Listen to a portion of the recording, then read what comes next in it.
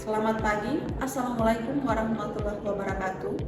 Saya Yatris Rambutega, SPI, MP, merupakan salah satu dosen di program studi Teknologi Hasil Perikanan, Fakultas Sains dan Teknologi Universitas Kristen Wirawacana Sumbar. Pada kesempatan ini, saya akan memaparkan salah satu mata kuliah yang saya ampuh di semester 4, yaitu mata kuliah Teknologi Penanganan Hasil Perikanan. Mata kuliah Teknologi Penanganan Hasil Perikanan terdiri dari 3 SKS dan merupakan salah satu mata kuliah wajib di semester genap, yaitu di semester 4. Di mata kuliah Teknologi Penanganan Hasil Perikanan ini terdiri dari beberapa sub CPMK. Yang pertama yaitu menguasai konsep teoritis tentang perikanan. Sub CPMK yang kedua yaitu menguasai konsep teoritis sifat dan reaksi kimia hasil perikanan, perubahan yang terjadi selama penanganan serta hubungannya dengan sifat produk yang dihasilkan. Sub CPMK yang ketiga yaitu menguasai konsep teoritis karakteristik ikan, prinsip-prinsip penanganan, pengolahan, pengemasan, dan penyimpanan hasil perikanan, serta teknologi yang digunakan dalam penanganan hasil perikanan yang berkualitas, aman, dan halal. Sub CPMK yang keempat yaitu menguasai konsep teoritis penanganan hasil perikanan yang meliputi ikan segar, ikan hidup, dan juga rumput laut, yang dimana di NTT Sumba terkhususnya adalah produksi rumput laut yang kualitasnya cukup bagus, sehingga masuk pada sub CPMK 4. Selanjutnya sub CPMK 5 yaitu menguasai konsep nilai tambah dan penanganan produk-produk perikanan melalui diversifikasi dan pengembangan lahan hasil perikanan. Selanjutnya sub CPMK yang ke-6 yaitu melakukan action ataupun praktikum bagaimana cara penanganan hasil tangkapan oleh nelayan di dermaga lama Waingapu. Adapun deskripsi singkat mata kuliah ini yaitu membahas tentang lingkup teknologi penanganan pasca panen hasil perikanan sejak dari produsen hingga ke tangan konsumen, menjelaskan faktor-faktor penyebab penurunan mutu dan metode penilaian mutu, serta dapat mempraktekkan teknik penanganan komoditi hasil perikanan dengan baik dan benar. Metode pembelajaran yang digunakan yaitu Student Center Learning (SCL) yang terdiri dari pembelajaran interaktif, small group discussion yaitu diskusi, self-direction learning melalui pemberian tugas. Proses penilaian diukur secara objektif, adapun indikator penilaian yang digunakan yaitu kehadiran 10%, kuis 10%, tugas terstruktur 10%, praktikum 20%, ujian tengah semester 20%, ujian akhir semester 30%. Proses pembelajaran di kelas akan ditampilkan pada video berikutnya. Oke, baik, selamat siang.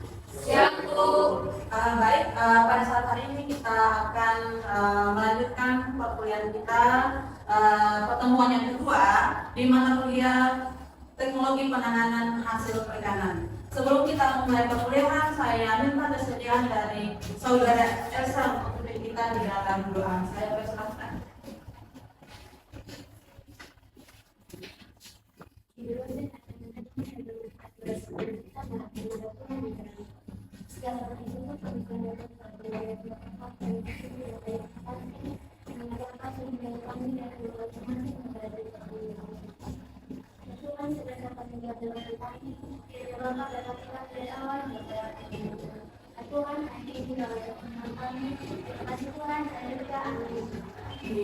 Terima kasih.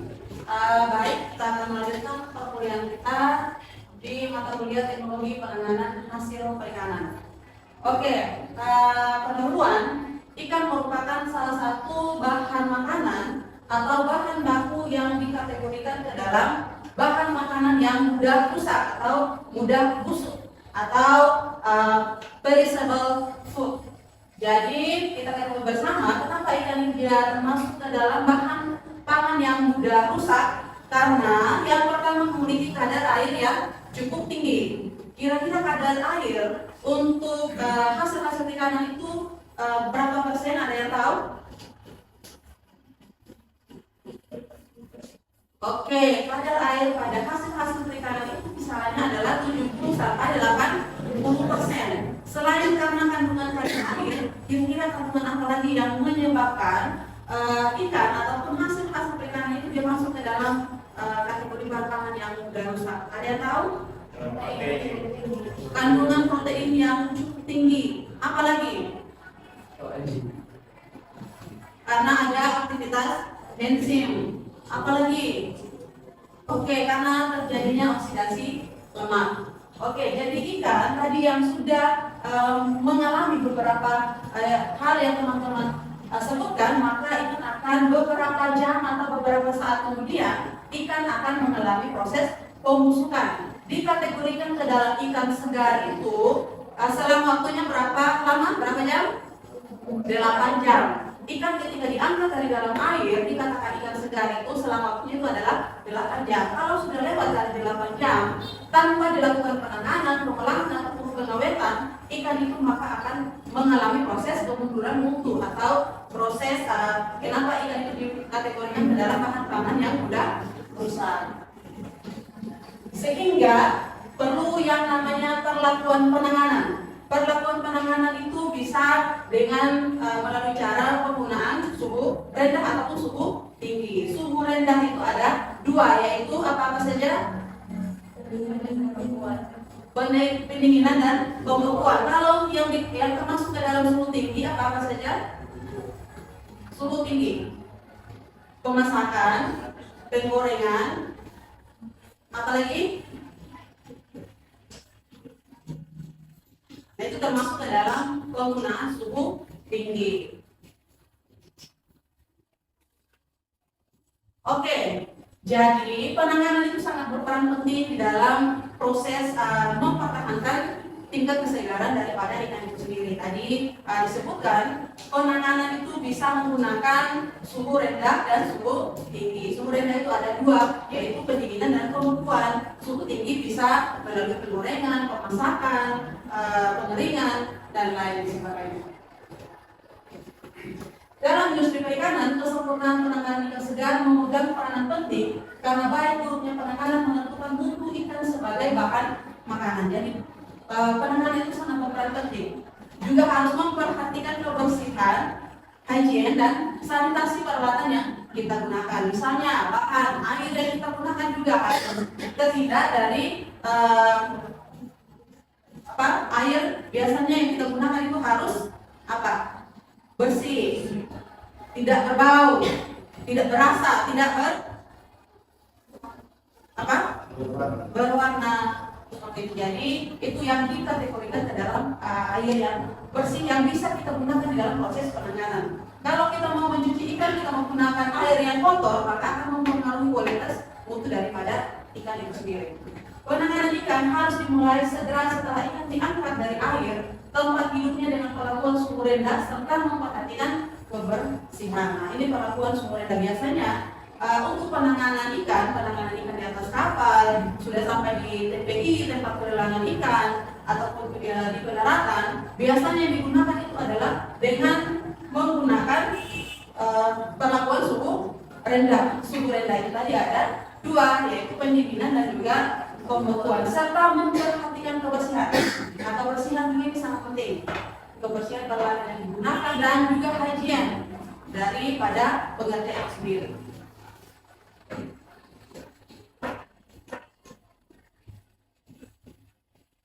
Nah, pengertian penanganan ikan itu sendiri adalah tahapan perlakuan terhadap ikan sejak ditangkap dari perairan atau ikan ketika diangkat dari dalam air perlu memperhatikan penanganan. Misalkan ketika kita mengangkat ikan dari dalam air, kita harus pelan-pelan dan berhati-hati agar tidak tergores ataupun tidak terbentur di kapal dan lain sebagainya. Karena kalau sudah mengalami kerusakan fisik, ikan juga akan cepat mengalami proses kemunduran mutu.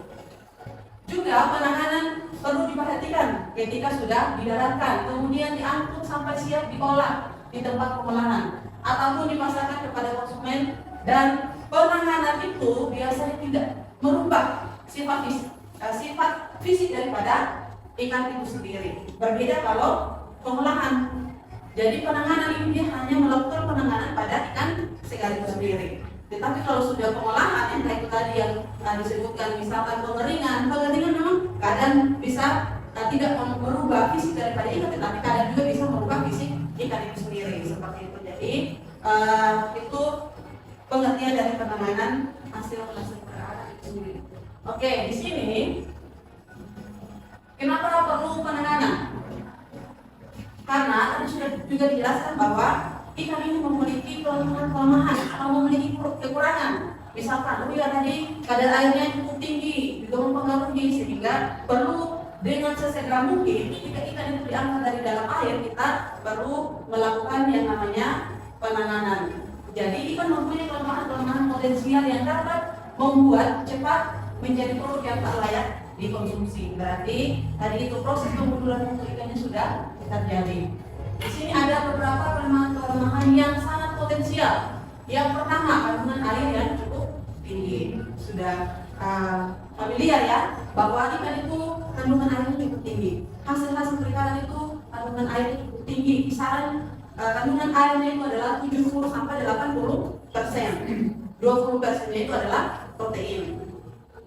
Dan pH mendekati normal. Nah, pH juga ini sangat mempengaruhi proses pembusukan mutu ikan. Kenapa pH ini sangat berpengaruh? Karena bakteri atau mikroorganisme, beberapa mikroorganisme itu berkembang cukup cepat di pH yang pH basah seperti itu. Jadi pH pada ikan ketika ikan itu masih segar atau masih hidup, pH-nya adalah di pH netral atau 7. Nah, ketika sudah mengalami kematian, dia akan menurun menjadi pH asam. Nah, di pH asam itu ikan masih dikategorikan ke dalam ikan yang masih segar. Nah, ketika kita tidak melakukan penanganan dengan baik, pH asam itu akan berubah cepat menjadi pH netral pH basah. Nah, di pH basah inilah mikroorganisme ataupun bakteri-bakteri itu akan berkembang biak dan mempengaruhi produk ikan itu sendiri, sehingga ikan itu akan menjadi lebih cepat busuk. Selanjutnya, daging ikan sedikit mengandung jaringan ikat. Nah, ini juga berbeda kalau di daging sumber-sumber protein lainnya atau di daging yang lainnya itu sangat keras. Makanya kenapa di ikan itu tanpa kita lakukan ketika kita mau melakukan penggilingan daging, tanpa dilakukan alat untuk menghancurkan daging, misalkan blender, penggilingan daging, bisa kita menghancurkan dengan menggunakan secara manual atau menggunakan tangan, karena jaringan pengikatnya itu sedikit seperti itu. Jadi tidak perlu kita menggunakan blender ataupun penghancur daging. Selanjutnya, kandungan asam lemak tak cukup tinggi. Nah, ini juga sangat mempengaruhi. Makanya kenapa ikan itu bau tinggi kalau kita tidak melakukan penanganan dengan baik seperti itu. Misalkan kalau di pasar, kalau kita padahal nilai ini baru sampai di TPI dan baru memajang di atas meja baru beberapa jam, tetapi kadang-kadang sudah bau tinggi. Karena apa? Karena ini tadi kandungan asam lemak tak jenuhnya cukup tinggi karena sudah teroksidasi dengan udara luar seperti itu, sehingga dia cepat bau tinggi atau bau busuk. Nah, ini sehingga terjadi proses pembusukan. Nah, ini kenapa juga perlu penanganan? Karena mata rantai produksi hingga distribusi ke konsumen itu cukup panjang. Misalkan ketika dilakukan penangkapan, butuh beberapa hari lagi di atas kapal, sehingga terus sekali yang namanya penanganan. Setelah sampai di tempat pelelangan ikan atau TPI, juga proses pembongkaran dan lain sebagainya, atau ketika mau didistribusikan ke tangan konsumen. Nah, ini juga mata rantainya cukup panjang, sehingga perlu sekali yang namanya penanganan. Secara tidak langsung adanya persaingan mutu dengan barang pengganti di pasar. Jadi kalau kita tidak melakukan penanganan dengan baik, produk hasil perikanan itu sudah mengalami penurunan mutu, maka ya tadi ini produk yang kita hasilkan, entah itu produk ikan segar ataupun olahan, akan kalau saya dengan produk-produk yang ada seperti itu, sehingga sangat berperan penting sekali penanganan pada hasil-hasil perikanan. Penanganan yang baik dapat menjaga mutu secara tidak langsung turut membantu meningkatkan kesehatan dan kecerdasan masyarakat konsumen. Nah ini kita ketahui bersama bahwa kandungan gizi pada hasil-hasil perikanan ini cukup tinggi, apalagi kandungan proteinnya. Kandungan protein pada ikan sangat tinggi daripada sumber-sumber protein hewani lainnya, sehingga tadi ini sangat berperan penting dalam penanganan. Kalau kita melakukan penanganan tidak baik, nah ini juga maka kandungan gizi tadi ini akan banyak yang hilang dan lain sebagainya, sudah tidak lagi konsumsi dan lain sebagainya.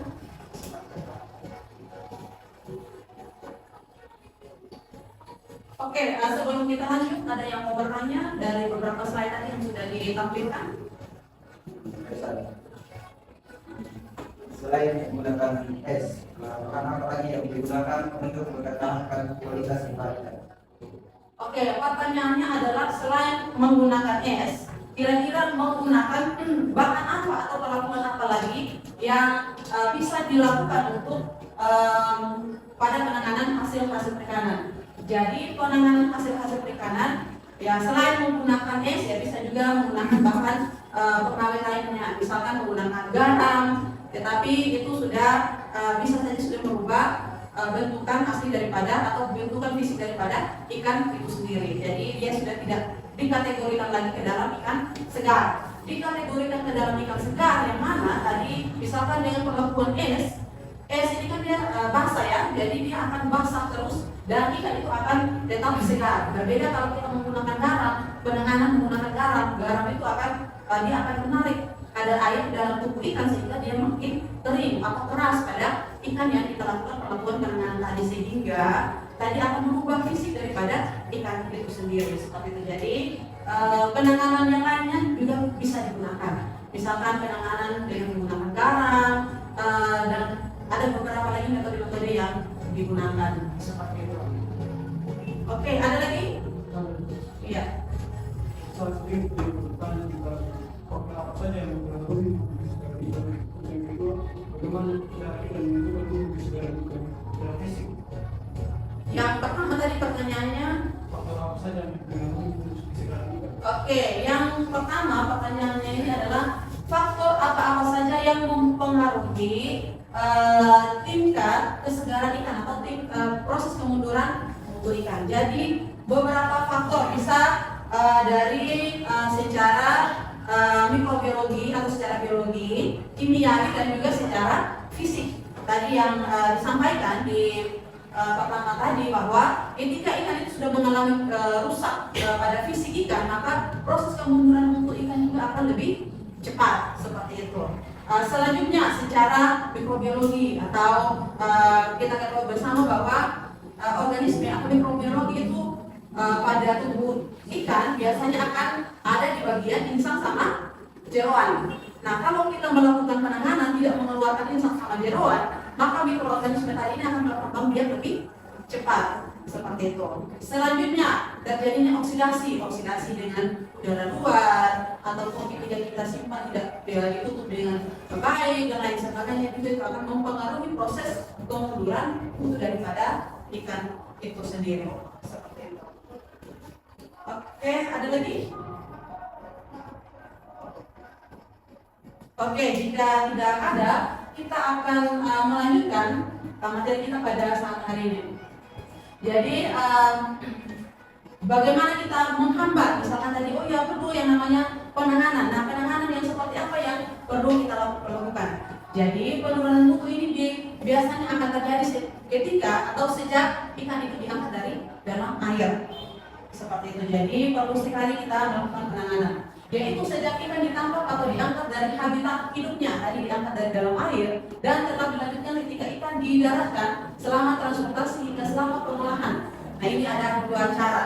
Nah, penanganan ini bukan hanya saja penanganan pada ikan segar yang di atas kapal saja, tetapi ketika sudah menjadi olahan atau dilakukan pengolahan perlu sekali yang namanya penanganan seperti itu. Jadi ada dua cara untuk menghambat atau untuk memperlambat proses kemunduran mutu pada ikan ataupun pada hasil-hasil perikanan. Yang pertama adalah merusak ataupun mematikan penyebab kerusakan. Nah, penyebab kerusakan itu biasanya ada mikroorganisme. Nah, mikroorganisme ini sudah secara alamiah ada di dalam tubuh ikan, di luar tubuh ikan, insang ataupun jeroan. Nah, ketika ikan ini sudah mati, aktivitas enzimnya itu sudah terhenti, sudah tidak terarah dan lain sebagainya, maka mikroorganisme itu akan menjadikan tadi ini enzim ini akan dijadikan sebagai media pertumbuhan untuk proses perkembangbiakan daripada mikroorganisme itu sendiri. Nah, sehingga perlu untuk menghambat atau merusak ataupun mematikan enzim ataupun bakteri yang ada di bagian jeroan sama insang ikan itu sendiri. Sehingga ketika penanganan perlu kita mengeluarkan bagian insang sama jeroan pada ikan. Selanjutnya dengan menggunakan suhu tinggi. Tadi suhu tinggi itu adalah misalkan pemanasan, pemasakan dan lain sebagainya. Biar penyebab kerusakan tersebut tidak akan lagi aktif, jadi akan terhenti atau menghambat pertumbuhan dari pada mikroorganisme itu sendiri. Namun cara ini tidak hanya berpengaruh terhadap agak penyebab kemunduran mutu ikan, tetapi juga mengubah sifat asli kesegaran ikan. Tadi ini, kita mau menggunakan suhu tinggi untuk menghambat mikroorganisme ataupun bakteri, tetapi bukan saja hanya tujuannya tadi ke bakteri, tetapi juga akan mempengaruhi daripada sifat asli daripada ikan itu sendiri. Jadi akan mempengaruhi atau akan mengubah sifat fisik ataupun sifat asli daripada kesegaran ikan itu sendiri. Terus cara yang kedua adalah dengan menghambat aktivitas penyebab kemunduran mutu hingga pada tingkat paling rendah, misalkan dengan menggunakan garam pengeringan dan sebagainya. Namun cara ini juga menyebabkan banyak perubahan terhadap sifat asli kesegaran ikan. Tadi yang sudah disampaikan bahwa bisa juga kita melakukan penanganan menggunakan garam, tetapi akan mempengaruhi sifat fisik ataupun sifat asli kesegaran daripada ikan itu sendiri. Agar sifat asli kesegaran ikan bertahan, yang diperlukan adalah cara yang tidak banyak berpengaruh terhadap sifat asli kesegaran ikan itu adalah dengan penggunaan sumber rendah tadi ini. Jadi kalau kita menggunakan proses penanganan menggunakan sumber rendah, dia tidak akan mempengaruhi sifat asli daripada tingkat kesegaran ikan itu sendiri. Nah, ini cara paling mudah untuk menghambat biar kerusakan ikan adalah dengan menggunakan sumber rendah. Sumber rendah ini tadi ada dua, pendinginan dan pembekuan. Istimewanya dengan sumber rendah ini, aktivitas biang kerusakan terhambat, sedangkan sifat asli kesegaran ikan hampir tidak berubah. Nah, ini bagus sekali kita melakukan penanganan menggunakan sumber rendah ataupun menggunakan pendinginan dan pembekuan, karena tadi ini bisa mempertahankan tingkat kesegaran ataupun sifat asli kesegaran daripada ikan itu sendiri. Pada suhu rendah tersebut, aktivitas enzim terhambat. Aktivitas enzim juga akan terhambat dengan perlakuan pendinginan dan pembekuan. Aktivitas dan pertumbuhan bakteri pun terhambat karena tadi aktivitas enzim sudah terhambat, otomatis proses perkembangbiakan dari bakteri pun atau pertumbuhan dari bakteri itu sendiri juga akan terhambat. Dan bahkan sebagian bakteri yang tidak tahan suhu rendah akan mati. Ada beberapa bakteri yang tidak tahan terhadap suhu rendah, dan ketika kita melakukan perlakuan penanganan menggunakan suhu rendah, bakteri tersebut akan mati. Akibatnya kemunduran mutu ikan berjalan jauh lebih lambat. Jadi proses kemunduran mutu ikan juga pasti akan lebih lama proses kemundurannya pada hasil-hasil perikanan. Sehingga ikan tetap segar dalam jangka waktu yang lama. Kemampuan suhu rendah mempertahankan ikan tetap segar sangat ditentukan oleh mutu awal ikan. Nah, ini mutu awal ikan ini sangat berpengaruh. Jangan sampai kita melakukan penanganan dengan perlakuan suhu rendah tadi ini, tetapi bahan baku yang kita gunakan atau ikan yang kita gunakan tadi ini sudah mengalami kemunduran mutu, maka juga akan lebih banyak atau lebih ekstra lagi kita melakukan perlakuan yang lebih besar lagi seperti itu. Jadi perlu kita memperhatikan tingkat kesegaran ikan itu dari awal ketika ikan itu diangkat dari dalam air. Teknik untuk membuat ikan bersuhu rendah dan penerapan suhu rendah tersebut jika ikan siap digunakan. Nah, ini disebut dengan sistem rantai dingin. Nah, sistem rantai dingin ini titik beku-nya itu adalah 0 derajat Celcius. Jadi mulai dari minus 0 derajat Celcius, minus 1, minus 2 dan seterusnya.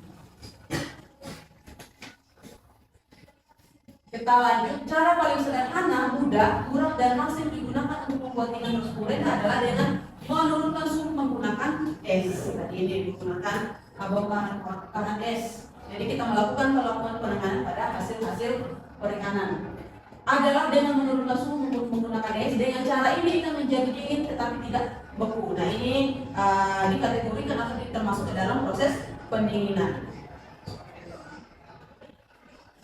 Pada suhu ini sebuah aktivitas menyebabkan pembentukan mutu ikan terhambat total sehingga pembentukan mutu pun terhambat.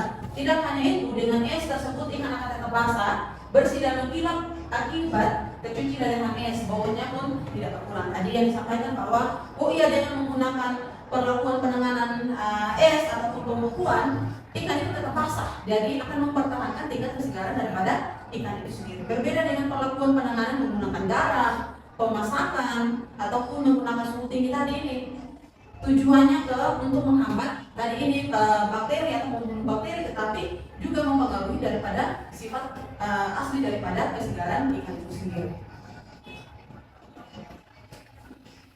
Oke, sebelum kita lanjut, ada yang mau bertanya?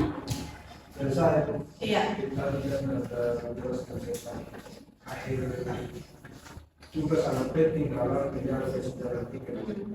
Kira kualitas air itu yang seperti apa yang harus digunakan untuk membersihkan ikan. Oke, jadi tadi dalam proses penanganan perlu ada yang namanya pencucian. Nah, pencucian ini otomatis menggunakan air.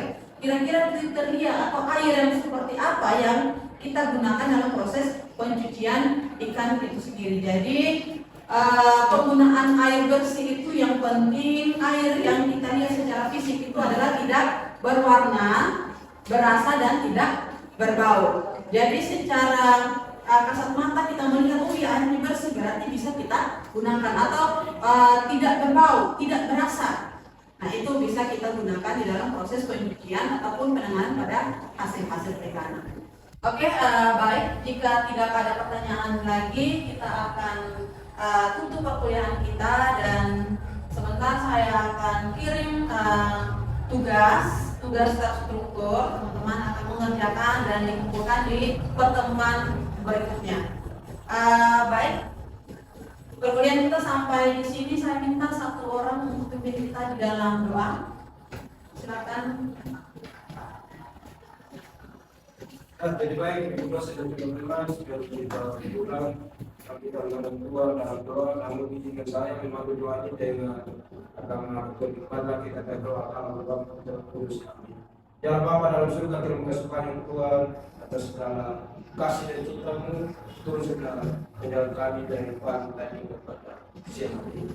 Dan Tuhan, kesiangan ini kami anak-anak muda itu bersyukur karena Tuhan masih memberikan kami kesempatan untuk melanjutkan segala kita sekali. Pada saat ini Tuhan, kami mau pulang ke rumah masing. Jaga dan lindungilah kami dalam perjalanan sehingga kami boleh tiba di rumah kami masing-masing. Hanya ini doa dan doa kami dari Kristus Tuhan Bapa di surga. Amin. Terima kasih. Selamat sore. Assalamualaikum.